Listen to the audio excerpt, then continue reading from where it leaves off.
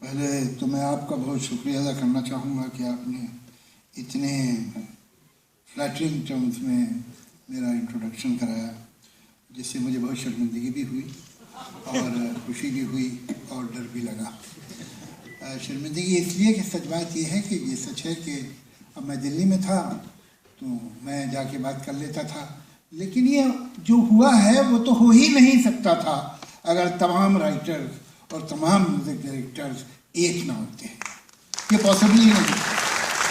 तो होता क्या है कि अब कोई आदमी जो चला जाता है मैसेज लेके, ऐसा लगता है कि यही आया या यही गया था, लेकिन ऐसा होता नहीं। सच ये है कि आदमी उतना ही ताकतवर है, उतना ही इफ़ेक्टिव है जितने लोग उसके साथ हैं। अगर लोग साथ हैं तो इफ़ेक्टिव है, और लोग नहीं हैं तो फिर कुछ भी कर ले वो कोई होता नहीं कुछ। ये तो शर्मिंदगी की वजह थी। खुशी ये हुई कि बहरहाल आपके बारे में कोई अच्छी बात करता तो अच्छा ही लगता है, और डर इसलिए लगा कि आमतौर से इतनी तारीफ मरने के बाद ही होती है।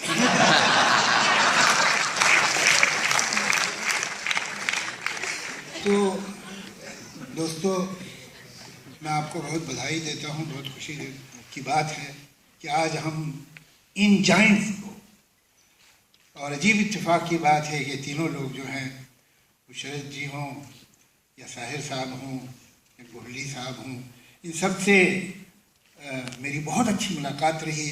बहुत वक्त गुजरा है इनके साथ। एक तो हम तो ये तो वो लोग हैं जिनसे ज़िंदगी में आदमी एक बार हाथ मिला ले तो सारी ज़िंदगी याद रखे और अपने हाथ को फ़ख्र से और गौरव से देखे। लेकिन मेरी इस मामले में खुशकिस्मती ये है कि जब मैं आया था तो यहाँ पर इतने बड़े बड़े राइटर्स, इतने बड़े बड़े song writers, script writers, dialogue writers थे। वो कुछ ऐसा इत्तेफाक है कि उनमें से अक्सर के साथ मुझे ये नहीं कि इंट्रोडक्शन हुआ, बल्कि न जाने कितनी शामें, न जाने कितनी दोपहरें, न जाने कितने दिन गुजारने का मौका मिला। कितनी बार उनके साथ बैठा और उनकी हर मुलाकात में कोई बात ऐसी सीखी जो काम आई ज़िंदगी में, जिससे कुछ ना कुछ आगे रास्ते की रोशनी मिली। मैं इतनी ही देर शरद जी के बारे में भी बोल सकता हूँ, गोल्डी साहब के बारे में बोल सकता हूँ, लेकिन यहाँ चूँकि मुझे हुक्म है कि साहिर साहब के बारे में बात करें। साहिर साहब से मेरा कई रिश्ते हैं। सबसे अहम और सबसे बड़ा तो एक एडमायरर और फैन का है। उसके अलावा वो मेरे फादर के भी दोस्त थे, और मेरे मामू जो मजाज बहुत बड़े शायर थे, उनके भी दोस्त थे। और कुछ लोग ऐसे कमाल के होते हैं कि वो जनरेशन के दोस्त होते हैं, और फिर मैं जबकि उनसे शायद 30-40 साल छोटा रहूँगा, उनसे मेरी भी दोस्ती हुई। और एक बड़े छोटे की दोस्ती जिस तरह की होती है वैसी थी। मैंने उनके साथ बहुत शामें गुजारी। मैं 20-21 साल का था। वो पीक पीरियड में एक ऐसे सॉन्ग राइटर, एक ऐसी पोजीशन के सॉन्ग राइटर की कोई सोच नहीं सकता। आज किसी को ध्यान में यकीन नहीं आएगा, हम बताएं कि वो आदमी ने किस तरह से अपना मुकाम बनाया था और क्या उसकी इज्जत और क्या जगह थी फिल्म इंडस्ट्री में। कभी कभी मैं सोचता हूँ, देखिए जहाँ जाइए, अब हम लोग तो क्या है, इतने करीब हैं, जब बहुत करीब होते हैं किसी चीज़ के तो ठीक से दिखाई नहीं देती, तो थोड़ा डिस्टेंस हो तो साफ दिखती है। तो शायद जो लोग दूसरे शहरों में रहते हैं, शायद वो लोग जो फिल्म इंडस्ट्री में काम नहीं कर रहे, वो ऐसी बहुत सारी चीज़ें देख लेते हैं जो हम नहीं देख पाते। जैसे कि ताश जब खेल रहे हैं आप, तो जो पीछे खड़ा हुआ वो बता देता है ये पत्ता ना फेंकना। ऐसा ही है कुछ। आप कहीं जाइए, अगर आप राइटर हैं, आप सॉन्ग राइटर हैं, डायलॉग राइटर हैं, तो एक सवाल तो आपसे आम आदमी करेगा, जबलपुर में भी, उन्नाव में भी, हैदराबाद में भी, किसी शहर चले जाइए हिंदुस्तान के, चंडीगढ़ में भी, साहब जैसे पहले डायलॉग होते थे अब क्यों नहीं होते? जब पहले जैसे गाने होते थे अब क्यों नहीं होते? और ये आदमी 50 साल का हो, 60 साल का हो, जरूरी नहीं है। ये जो हमारे म्यूजिकल शोज होते हैं, इनमें तो 18 साल के, 19 साल के, 20 साल के लड़के लड़कियां आते हैं। ये वो गाने गाते हैं जो इनके पैदा होने के 25 साल पहले या 30 साल पहले रिकॉर्ड हुए थे। इनको किसने बहकाया? ये क्यों नहीं गाते वो गाने जो इनकी पैदाइश के बाद पैदा बने? क्या बात है? क्या उस जमाने में ऑर्केस्ट्राइजेशन बेटर था? क्या उस जमाने में साउंड ज्यादा अच्छी तरह रिकॉर्ड होती थी? क्या उस जमाने में ट्यून्स कमाल की थी जो अब नहीं हो सकती? क्या फर्क है? क्या वजह है कि आज एक गाना उस वक्त तक चलता है जिस वक्त तक पिक्चर चल रही है? इसलिए कि प्रोड्यूसर या म्यूजिक कंपनी उस गाने को बजवा रहे होते हैं, और जिस दिन वो पिक्चर उतर जाती है उस दिन वो गाना भी उतर जाता है। और क्या ये वजह है कि मुझे आपको नहीं बल्कि 18 और 20 साल के बच्चे को भी वो गाने याद हैं जो किस पिक्चर के उसे नहीं मालूम, किस एक्टर ने गाए थे उसे नहीं मालूम, किस साल में आए थे उसे नहीं मालूम। तो उन गानों में बात क्या थी और इन गानों में कमी क्या है? सिर्फ एक, they were better written songs.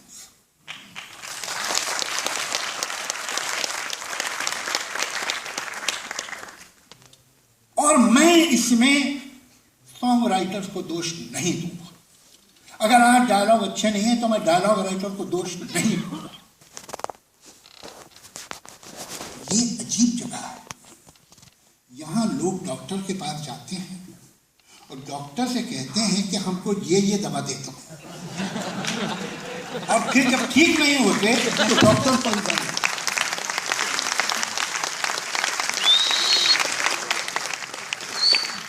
हकीकत यह है कि लोगों को अच्छी राइटिंग चाहिए नहीं। वो शिकायत करते हैं कि ये क्या लिख रहे हो भाई तुम। मैंने जब शुरू में गाने लिखने शुरू किए थे तो एक डिस्ट्रीब्यूटर ने मेरे प्रोड्यूसर बोनी कपूर से कहा कि देखो भैया तुम उससे स्क्रिप्ट ले लेना, गाने ना लिखवाना, वो गाने में पोएट्री लिख देता है। तो ये जो यकीन है, आज क्या है, जब मैं आया था फिल्म इंडस्ट्री में तो बात होती थी पब्लिक को ये अच्छा नहीं लगेगा, पब्लिक ये एक्सेप्ट नहीं करेगी। हर डायरेक्टर हर प्रोड्यूसर का डायरेक्ट रिश्ता था पब्लिक से।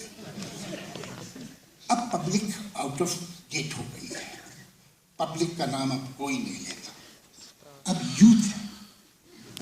अब आखिरी जो खुदा है वो है यूथ, अब उसकी पूजा होती है। यूथ ये पसंद नहीं करेगा, जो कह रहा है वो खुद 60 साल का है। और फिर तुम्हें कैसे मालूम यूथ क्या पसंद करेगा?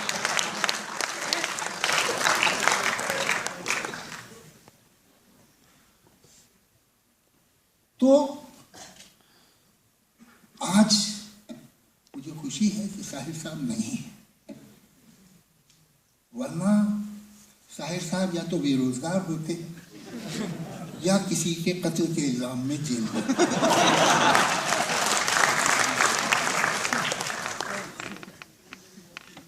ये वो लोग हैं। और उस जमाने में साहिर बनना बहुत मुश्किल काम था, इसलिए कि हर सॉन्ग राइटर बहुत अच्छा सॉन्ग राइटर था। आप मुझे सॉन्ग राइटर का नाम बता दीजिए जो आपको लगे ये सबसे मामूली था, मैं उसके 10 गाने आपको सुनाऊंगा जो कि आज कोई लिख ले तो गर्व करे। उस वक्त साहिर नंबर 1 था, उस वक्त दुनिया मानती थी। उसके न जाने कितने गीत हैं जो आप ज़बानी ऐसे सुना दीजिए, गाने की जरूरत नहीं आपको, म्यूजिक की जरूरत नहीं, ऐसे ही सुना दीजिए और लोग वाह वाह करें। ये ताकत उसके कलम की थी, इसलिए कि उसने हम अपने काम की इज्जत करें ये जरूरी है। बहुत से सॉन्ग राइटर आए, ये तो फिल्म का गाना है ना, अरे चलता है ऐसे कर दो, उसने नहीं किया। उनका गाना अगर मैं लिखूंगा तो अच्छा लिखूंगा, ठीक लिखूंगा, वरना मैं नहीं लिखूंगा। उसका झगड़ा हुआ बड़े बड़े म्यूजिक डायरेक्टर से, सारे बड़े म्यूजिक डायरेक्टर ने उसके साथ काम करना छोड़ दिया। उसका झगड़ा हुआ कई सिंगर से भी, उन सिंगरों ने उसके साथ गाना गाना बंद कर दिया, लेकिन वो सरवाइव किया छोटे म्यूजिक डायरेक्टर के साथ। और धीरे धीरे फिल्म इंडस्ट्री ने माना कि हाँ, गाने में जहाँ एक बहुत अच्छी आवाज़ चाहिए, जहाँ एक बहुत अच्छी धुन चाहिए, बहुत अच्छे शब्द भी चाहिए। धुन और शब्द का रिश्ता साहिर ने बताया कि क्या है। मुझे तो ऐसा लगता है कि धुन एक गाने का जिस्म है और शब्द उसका कैरेक्टर, उसका चरित्र। अगर कोई खूबसूरत इंसान आपको दिखाई देगा तो एक पल में अच्छा लगेगा, लेकिन बाद में जब आपको मालूम होगा कि बदतमीज भी है और बेवफा भी है और कंजूस भी है और मगरूर भी है, तो आपके दिल से उतर जाएगा। वैसे ही धुन है, जब सुनते हैं तो सबसे पहले तो धुन अच्छी लगती है, लेकिन अगर शब्द खराब है तो दिल से उतर जाएगा, और शब्द अगर अच्छे हैं तो फिर ऐसा रिश्ता बनेगा जो जिंदगी भर तक रहेगा। बिना शब्द के गाना 40 बरस और 50 बरस नहीं जी सकता। हम शायर को आज क्यों याद कर रहे हैं? और उसे मैंने देखिए, उसको जो लोग आजकल गाने लिखते हैं उन्हें शायर के गाने बैठ के पढ़ना चाहिए, सुनना ही नहीं, पढ़ना, लिख के पढ़ना चाहिए। उसकी क्या क्राफ्ट है, उसका क्या तरीका है।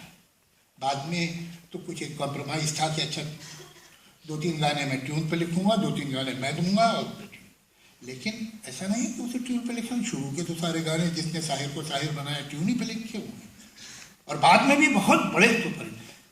जाने क्या तुमने कही, जाने क्या मैंने सुनी, बात कुछ बन ही गई। खून थूक दे सॉन्ग राइटर, जगह ही नहीं लिखने की। ये जब ट्यून आप सुनेंगे, अभी तो वर्ड है उस पर तो आसान लगता है, लेकिन कैसे भाई इतना है, और सही कहीं अलग है। ट्यून में जाने क्या तूने कही वो अलग है, सही। इस पे लिखना मास्टर का काम है, ट्यून पे भी लिखना, और बगैर ट्यून के भी जो लिखा है वो भी कमाल है। क्या क्या गीत हैं उसके। मैं आपको 2 बंद सुनाता हूँ, इजाजत दे तो आप। वो गीत नहीं सुनाऊंगा आपको कि जो बड़े मशहूर हैं, मैं आपको सुनाता हूँ जो उतने मशहूर नहीं हुए शायद, इसलिए कि कितने मशहूर हो, सारे ही गीत अच्छे होते। 2 बूंदे सावन की एक सीपी की गोद में टपके और मोती बन जाए, दूजी गंदे जल में गिरकर अपना आप गंवाए, किसको मुजरिम समझे कोई, किसको दोष लगाए। 2 कलियां गुलशन की एक चेहरे के बीच बंधे और मन ही मन इतराए, दूजी धूली अर्थी भेंट चढ़े और धूली में मिल जाए, किसको मुजरिम समझे कोई, किसको दोष लगाए। 2 सखियां बचपन की एक सिंहासन पर जा बैठे, रूपमती कहलाए, दूजी अपनी रूप के कारण गलियों में बिक जाए, किसको मुजरिम समझे कोई, किसको। गीत है ये, फिर सुबह होगी का गीत है। ऐसे कितने गीत मैंने देखा। आजकल अजीब बात है, एक और हमारे फिल्म मेकर, जो यंग फिल्म मेकर हैं, उनको जहाँ सेंसिबिलिटी गाने में हो उससे थोड़ी चिड़ है, वहाँ नेचर से बहुत दुश्मनी है। बादल, बारिश, चांद, फूल, गुलशन, बाग, ये मत भूलिएगा। ये पुराने, ये यूथ को नहीं अच्छे लगते हुए। यूथ को बादल से क्या दुश्मनी मुझे नहीं मालूम, लेकिन है। शाहिर ने नेचर को गानों में कैसे यूज किया, और ये भी धीरे धीरे मैंने डिस्कवर किया। शाहिर का रोमांटिक गाना जो होता था, या तो अगर कोई बहुत ही नया एंगल है तो नेचर नहीं की जरूरत नहीं है। जैसे तुम अगर मुझको न चाहो तो कोई बात नहीं, तुम किसी और को चाहोगी तो मुश्किल होगी, अच्छा एंगल है। अब इसमें ठीक है, ये सॉलिड ग्राउंड पे है। लेकिन जब मुझे तो लगता था कि कोई बहुत ब्रांड न्यू एंगल नहीं है, तो उस गाने को इथीरियल बनाने के लिए, उस गाने को सिर्फ तू और मैं से ऊपर उठाने के लिए वो नेचर को इंक्लूड करता था। उसके कितने गाने जिनमें एक लाइन नेचर पे है, एक लाइन मैं और तुम पे है, एक लाइन नेचर पे है, एक।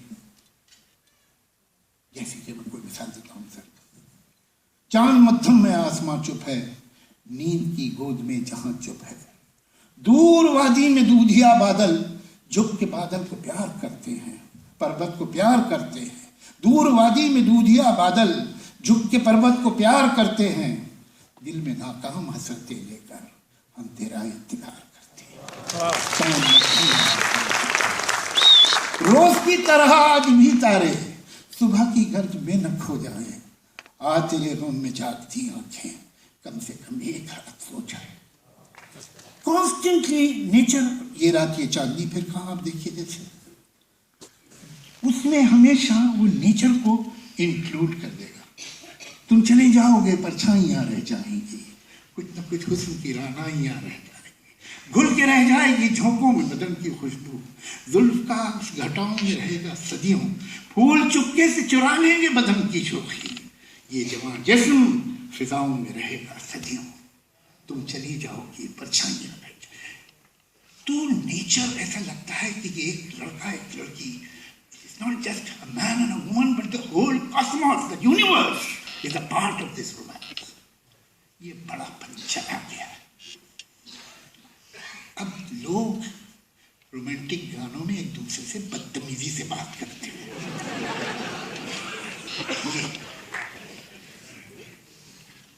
ये तो हुआ, मैं आप कहें तो घंटे 2 घंटे साहिल के क्राफ्ट में बोल सकता हूँ, उनके गानों के बारे में बोल सकता हूँ, लेकिन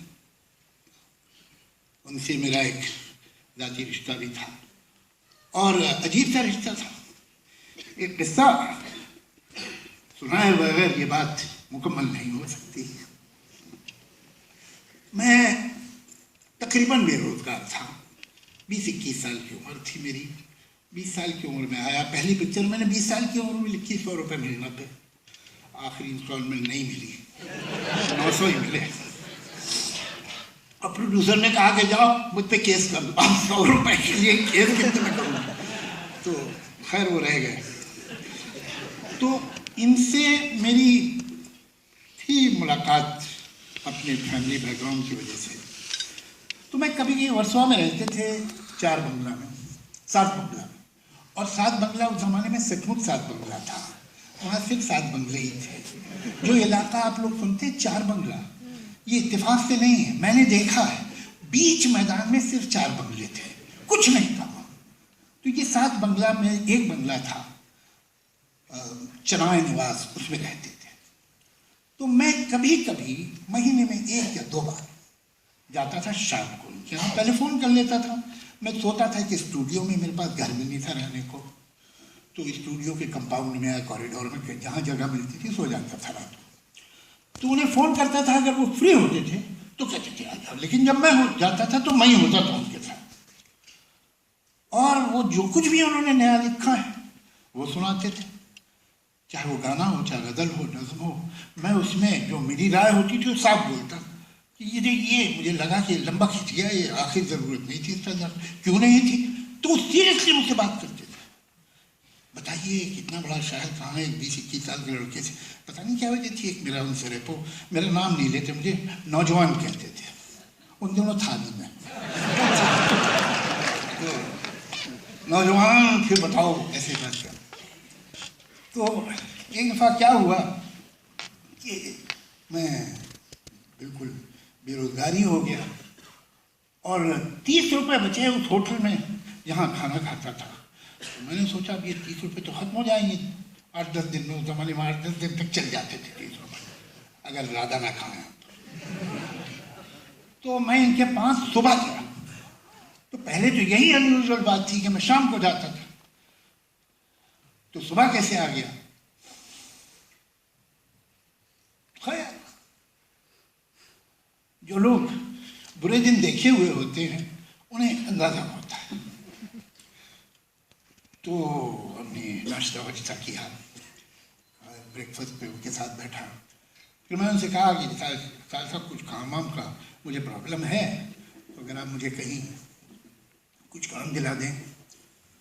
हाँ नौजवान क्यों नहीं, ये वो करके फ़कीर को जहाँ मौका मिला बात करेगा, ऐसे करके सब करते थे, अजीब तरह से बोलते थे। तो फिर उनका जहाँ ड्राइंग रूम था उसी के बराबर में उनका बेडरूम था, तो उसमें चले गए। अच्छा, हर आदमी की कुछ पिक्यूलियरिटीज होती है। उनकी एक पिक्यूलियरिटी ये थी कि वो कंघी करने लगते थे जब टेंशन हो। जेब में रहते थे कंघी निकाल के। कंघी करने का मतलब ये उलझा हुआ आदमी। तो मैंने पुकारा, मुझे, मैं गया तो कंघी कर रहे थे। कहने जो वो क्या है, सब दिन हमने भी देखे हैं, और ये अभी रख लो और वापस कर देना।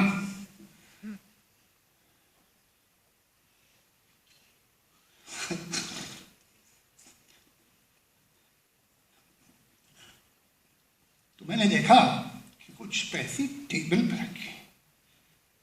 Can never forget this। वो मुझे हाथ में दे सकते थे।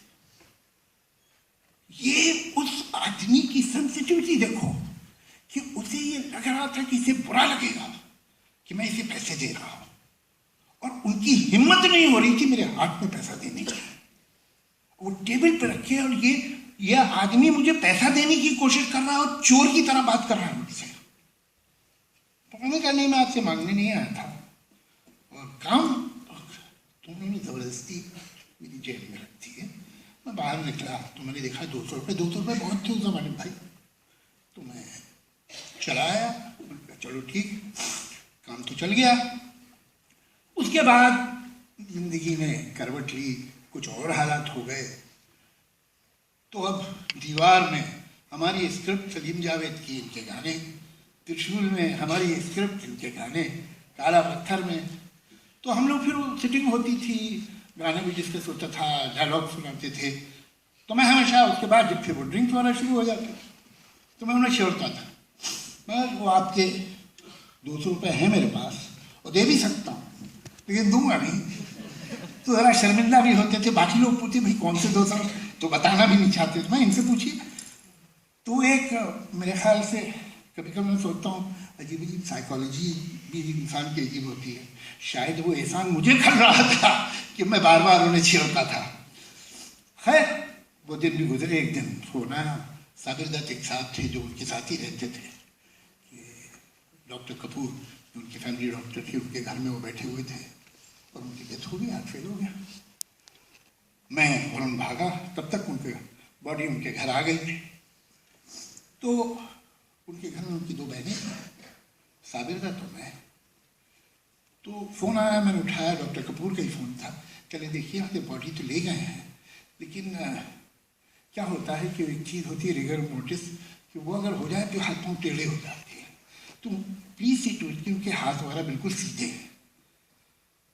तो मैं उठ गया, तो चादर की बॉडी रखी है, अब मैं हाथ सीधा कर रहा हूँ। तो मैंने उस आदमी का हाथ देखा, मैं सोचा इसी हाथ से उसने गाली लिखी। अब क्या है, कुछ भी नहीं। खैर सुबह हुई, जब मेरी आँख खुली मैं वहीं सो गया जमीन पे। तो बी आर चोपड़ा साहब, दूसरे लोग सब आ गए। वहाँ कब्रिस्तान ले गए। अच्छा, अब ये मुसलमानों में औरतें जाती नहीं है कब्रिस्तान, इनकी 2 बहनें थी और तो कोई था नहीं, अब वो भी नहीं रही। आज जो आप अवार्ड उन्हें देने वाले हैं, उसे लेने वाला कोई नहीं दुनिया, उनका कोई है ही नहीं। वैसे तो हम सब हैं, ये भी है। तो वहाँ हम गए, फिल्म इंडस्ट्री के सब लोग आ गए थे जो भी थे। वहाँ उन्हें बरी कर दिया गया। मैं बाहर निकला, मैं अपनी कार में बैठ रहा था। एक वाजा तबस्सुम नाम की राइटर थी, बड़ी राइटर थी। उनके हस्बैंड का नाम, दोनों जिंदा नहीं रहे, हस्बैंड का नाम था अशफाक। वो मेरे पास भागते हुए आए। वो ऐसे ही जो सुबह के कपड़े होते, स्लीपिंग सूट, वैसे ही पहने हुए थे। कहले भाई मुझे तो मालूम हुआ, मैं तो ऐसे ही भागता हुआ उठ के आ गया था, और वो कुछ पैसे हैं, मैं कितने चाहिए? कहले 200 रुपये। मैंने कहा क्यों? कहले उन्हें वो कब्र जिसने बनाई है ना, उसे देने।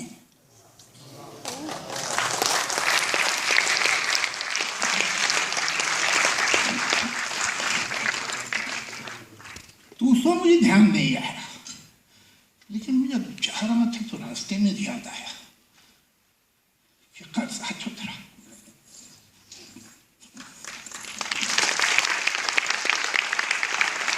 है 200 रुपये का कर्ज था। बाकी जो कर्ज है वो तो न मैं उतार सकता हूँ, ना आप उतार सकते हैं जो शायर हमें दे के गया है, जो शायरी, जो गीत, जो पोएम। क्या बात होती है, क्यों जो डच मास्टर्स हैं उनकी पोर्ट्रेट्स आज तक कमाल की मानी जाती है। क्या बात थी माइकल एंजेलो में, क्या खूबी थी बिथोवन में, क्या बात है लता मंगेशकर की आवाज में, कौन जानता है। ऐसे ही क्या बात है शायर के शब्दों में। वो सारे शब्द उसी डिक्शनरी में है जिसे हम देखते हैं, कैसे इस्तेमाल करता था, क्या करता था। ये बात तो शायर होता तो वही बता सकता था। शुक्रिया।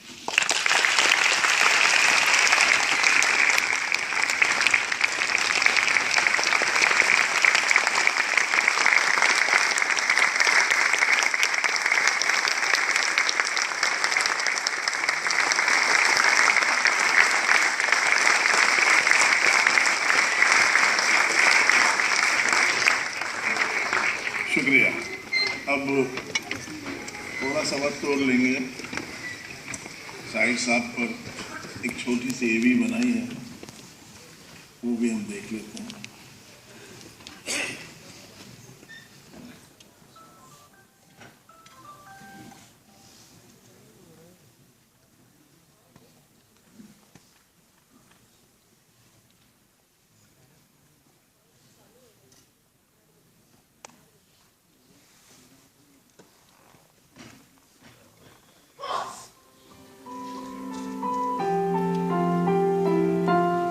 साहिर से मेरी पहली मुलाकात हैदराबाद के स्टेशन पर हुई। ट्रेन आई और साहिर लुढ़कते लचकते हुए डिब्बे में से प्लेटफॉर्म पर आ रहे। 5.5 फुट का कद, जो किसी तरह सीधा किया जा सके तो 6 फुट हो जाए। लंबी लंबी लचकीली टांगे, पतली सी कमर, चौड़ा सीना, चेहरे पर चेचक के दाग, सरकश नाक, खूबसूरत आंखें, आंखों में झिपा झिपा सा तफक्कुर, बड़े बड़े बाल, जिस्म पर कमीज पतलून मढ़ी हुई और हाथ में सिगरेट का टिन। मैंने बड़ी बेताबी से बढ़कर अपना नाम बताया और साहिर दोनों हाथ फैलाकर मुझ पर ढाए पड़े। मैं खुद भी मुसाफे से बगलगिरी में ज्यादा कैफ पाता, मगर उस वक्त कुछ घबरा सा गया कि बेचारे को कहीं चक्कर तो नहीं आ गया। तबीयत तो खराब नहीं है। मिजाज कुर्सी करने ही वाला था कि उन्होंने बगैर कुछ कहे हुए सिगरेट का पैकेट मेरी तरफ बढ़ा दिया और मैंने महसूस किया कि अब उनसे कुछ कहना या पूछना इस बेतहाशा खुलूस की तौहीन है।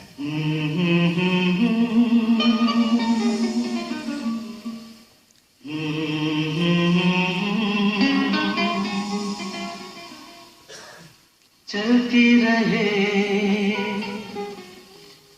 जिंदगी। साहिर साहब हिंदी गीतकारी के भीष्म पितामह हैं। Sahir was among the first of lyricists who brought thought into songs. Film industry का कोई ऐसा गीतकार होगा, कोई ऐसा शायर होगा जो साहिर साहब को महान नहीं मानता होगा। There is not a single genre in which he has not written a song which is iconic and with equal mastery. Sir जो तेरा टकराए या दिल डूबा जाए, आजा प्यारे पास हमारे, काहे घबराए, काहे घबराए। साहिर साहब की कलम बार बार हम जैसे नौजवान गीतकारों को कहती है कि आप आम इंसान की जबान में जरूर लिखिए, लेकिन हल्की बात मत लिखिए। तकदीर से बिगड़ी हुई तकदीर बना ले, तकदीर बना ले, अपने पे भरोसा है तो ये प्राण लगा ले। बाबुल की दुआएं लेती जा, जा तुझको सुखी संसार मिले। तेरे बचपन को जवानी की दुआ देती हूँ और दुआ दे के परेशान सी हो जाती। साहिर जी उनके गीतों में फेमिनाइन स्पिरिट को जिस खूबसूरती से, जिस कंपैशन से एक्सप्रेस करते हैं, एक औरत के नज़रिए से लिखते हैं, वो मुझे बहुत बहुत लुभावना लगता है। मतलब एक तरफ वो कभी पूरे समर्पण की भावना कह देते हैं कि तुम मुझे भूल भी जाओ तो ये हक है तुमको, मेरी बात और है, मैंने तो मोहब्बत की है। एक नाजुक कुछ चीज़ हो जैसे कि मैं जब भी अकेली होती हूँ तुम चुपके से आ जाते हो और थाम के मेरी राहों को बीते दिन याद दिलाते हो। It's very beautiful, it's just like stark contrast with the masculinity that we find in most of the songs. लेकिन मतलब मेरा सच्ची जो दिल आता है साहिर जी पे वो इस बात पे कि उन्होंने औरत को सचमुच बहुत स्ट्रॉन्ग होने के लिए जो सलाह दी थी उस ज़माने में, वो सचमुच बहुत बड़ी बात है। इतनी नाजुक न बनो, हद के अंदर जो हो नज़ाकत तो अदा होती है, हद से बढ़ जाओ तो आप अपनी सदा होती है। और एक स्ट्रेट वार्निंग सी है इसमें कि भाई जिस्म का बोझ उठाए नहीं उठता तुमसे, जिंदगानी का कड़ा बोझ सहोगी कैसे, तुम जो हल्की सी हवाओं में लचक जाती हो, तेज झोंकों के थपेड़ों को सहोगी कैसे। I mean, it's beautiful asking you to be strong and asking you to be beyond beauty. लेकिन उसके बावजूद साहिर को रोमांटिक शायर माना है। उसका रोमांस अछूता है, अपनी तरह का अलग रोमांस है, एक ऐसा रोमांस है जो आमतौर पे आम लोगों के पास नहीं है। लोगों ने ताजमहल को मोहब्बत की निशानी माना, लेकिन साहिर का नजरिया में एक शहंशाह ने दौलत का सहारा लेकर हम गरीबों की मोहब्बत का उड़ाया है मजाक। ताजमहल का एक नया एंगल उन्होंने रखा। मुझे देवता बनाकर तेरी चाहतों ने पूजा, मेरा प्यार कह रहा है मैं तुझे खुदा बना दूं। जिंदगी भर नहीं भूलेगी वो बरसात की रात, कभी कभी मेरे दिल में ख्याल आता है, भी ना जानो छोड़कर ये दिल अभी भरा नहीं। आशिक मिजाजी में ही 50,000 परतें होती हैं, तो अगर उन हर परत को एक्सप्लोर किया जाए तो आपको मालूम पड़ेगा कि आपका गाना ना मालूम, आपके गाने ना मालूम कहाँ से कहाँ पहुँच गए।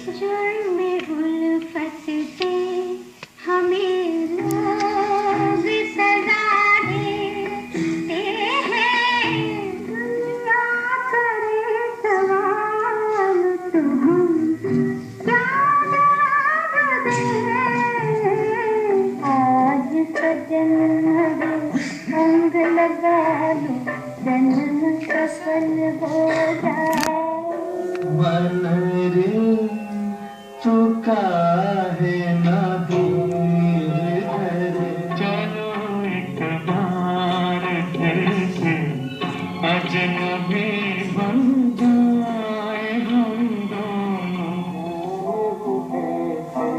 लोग थे जिनके प्यार को प्यार मिला।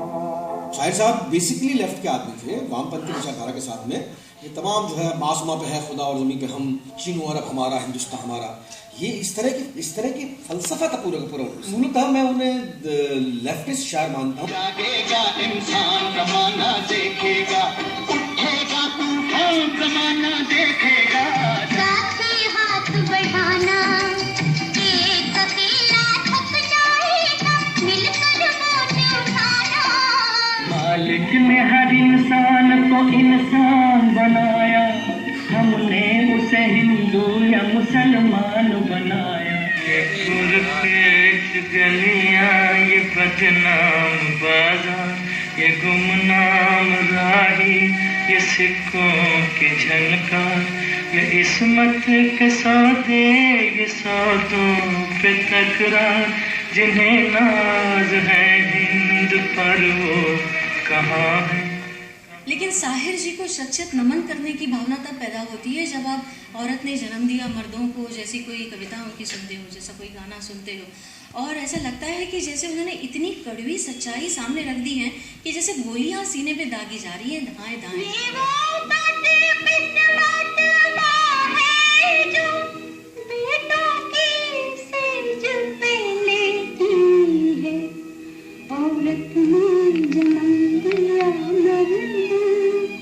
नई पीढ़ियाँ जब आगे चलती जाती हैं अपनी धुन में और कभी पीछे मुड़ के देखती हैं तो कभी उन्हें कोई एक तारा जैसा टिमटिमाता दिखाई देता है, एक जुगनू टिमटिमाता दिखाई देता है, क्योंकि दूरी बहुत होती है।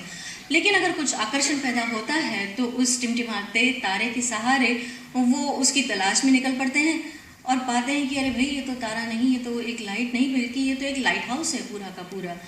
तो ऐसी ही तलाशें होती हैं, जैसे कि सूरदास का अंधापन होता है जो तारे जैसा अब तक पता चलता है कि कौन था ये अंधा भक्त जिन्होंने इतने खूबसूरत गाने लिखे हैं, या फिर वैन गॉग का कुछ एक तारा था कि भाई ये कौन था आदमी जिसने पेंटर जिसने अपना कान काट के रख दिया और क्यों काट के रख दिया। तो इसी तरह से हमारी तलाश, इसी तरह से हमारी खोज पीछे मुड़ते हुए जाती है और हम पाते हैं कि वहाँ तो एक पूरा का पूरा लाइट हाउस है। तो मुझे लगता है साहिर की जो तन्हाई थी वो इसी तरह कितनी भी दूरी तक एक बहुत ही तेज तारे की तरह टिमटिमाती रहेगी और आगे जितनी भी सदियां होंगी, जितनी भी पीढ़ियां आएंगी, वो उन्हें बुलाती रहेगी, खींचती रहेगी। दुखी मन मेरे सुन मेरा कहना, जहाँ नहीं चैना वहाँ नहीं रहना।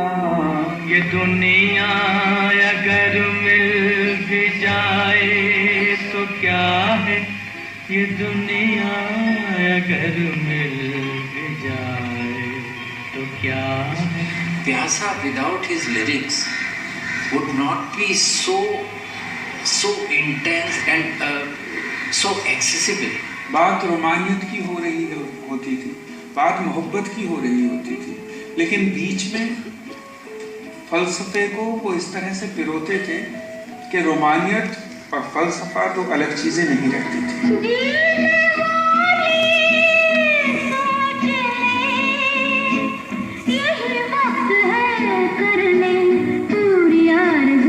मैं पल दो पल का शायर हूँ, पल दो पल मेरी कहानी है, पल दो पल मेरी हस्ती है, पल दो पल मेरी जवानी है।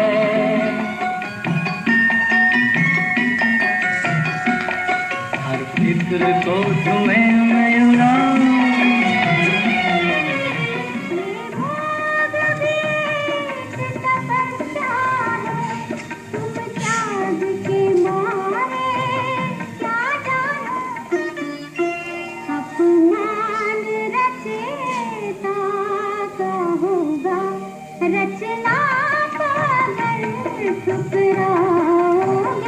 उनकी शायरी में रंग भी था, उनकी शायरी में तहजीब भी थी, उनकी शायरी में मिट्टी की खुशबू भी थी, उनकी शायरी में सूफियाना अंदाज भी था।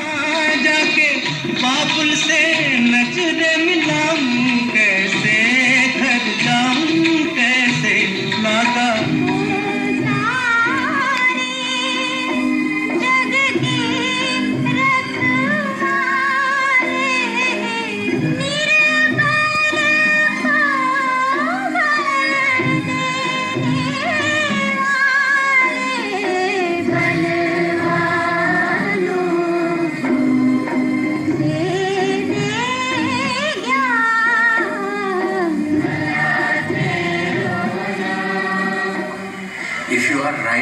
a kawali today, I mean that's the that's the kawali that you follow. अल्लाह रसूल का फरमान इश्क है, यानी हदीस इश्क है, कुरान इश्क है, गौतम का और मसीह का अरमान इश्क है, ये इश्क इश्क है, इश्क इश्क। Whenever the character becomes or the plot becomes too complex and I really do not know how to conclude it, and so I found a principle, a narrative principle in his song. वो अफसाना जिसे अंजाम तक लाना न हो मुमकिन, उसे एक खूबसूरत मोड़ देकर छोड़ना बेहतर। अगर नए राइटर्स को, नए लिरिसिस्ट को अगर उनको पढ़ना पड़े और थोड़ा बहुत ट्रांसलेशन का सहारा लेना पड़े तो ले लेना चाहिए, अगर ज़रूर पढ़ना चाहिए। और उनके गाने, जितने गाने उन्होंने लिखे हैं उतने सुन लो, तो तुमको किसी को गुरु बनाने की ज़रूरत ही नहीं है। आदमी है तो आदमी कभी तो तन्हा होगा, और तन्हा आदमी तन्हाई के गाने ढूंढेगा और वह साहिर को पाएगा। और साहिर के तन्हाई की बात और ब्यूटी यह है कि वो आपको ज़्यादा तन्हा नहीं करती, वो आपकी उंगली बच्चे से पकड़ के आपके साथ ले जाती है और आपकी तन्हाई कम करती है। ये कितनी खूबसूरत बात है। जब अंबर